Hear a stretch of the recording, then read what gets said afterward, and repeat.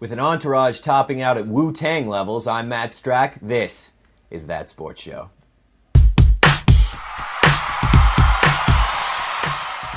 Alright, so it's been a pretty morbid week. Apparently the old gypsy from Drag Me to Hell laid down some sort of blanket curse on celebrities because they're dropping like flies out there. David Carradine died exactly the way his Rob, co-creator of Political Lunch, predicted that he would. Then Farrah Fawcett and Michael Jackson died on the same day, forcing us to finally tear down our Charlie's Angels poster and swear off our skin lightening procedures. But the death that hit both the TSS writing staff and cleaning staff the hardest was that of Billy Mays, the infomercial pitchman who spent Saturday mornings braying at us when we were too lazy to find the remote.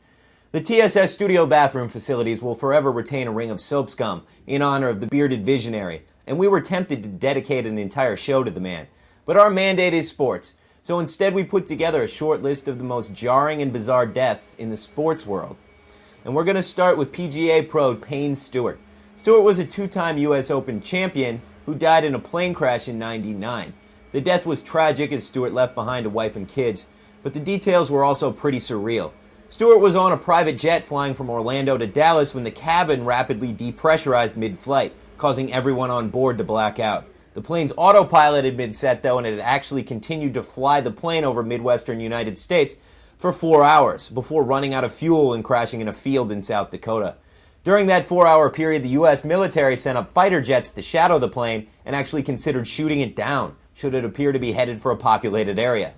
Next up, Joe Delaney, a running back for the Kansas City Chiefs in '81 and '82.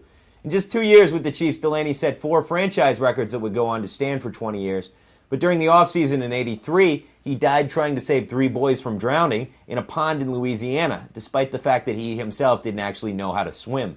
President Reagan awarded Delaney the Citizens Medal posthumously, and the Chiefs retired his number at Arrowhead Stadium, despite his having played only 2 seasons there.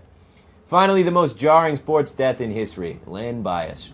10 years later, when I'm old and watching somebody else play and say, well, I used to could do that, and I could do it better than that. 2 of the finest athletes in the country, Michael Jordan and Bias going up side by side. Bias just out. Michael was somewhat like Lenny, but more high profile. Lenny Bias's game was probably as strong as Michael Jordan's at that point in their career. A lot of people say, well, how do you do that? And I don't really think it's anything. It's nothing to me. It's a small thing. I dunk the ball and they just go off. The Boston Celtics select Len Bias of the University of Maryland.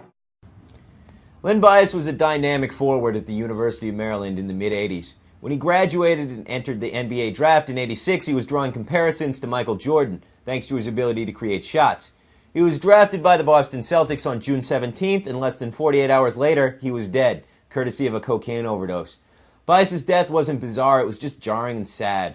The mid-'80s were the height of the cocaine craze among pro athletes, and it was only a matter of time before a high-profile player was picked off by the drug.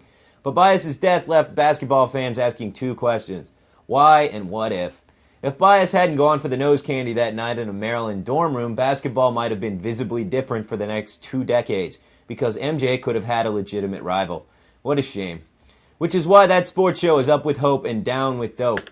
That's it for another episode. As usual, be sure to visit us on the website, thatsportshow.com. Let us know what you think. Until then, I'm Matt Straq. Thanks for watching.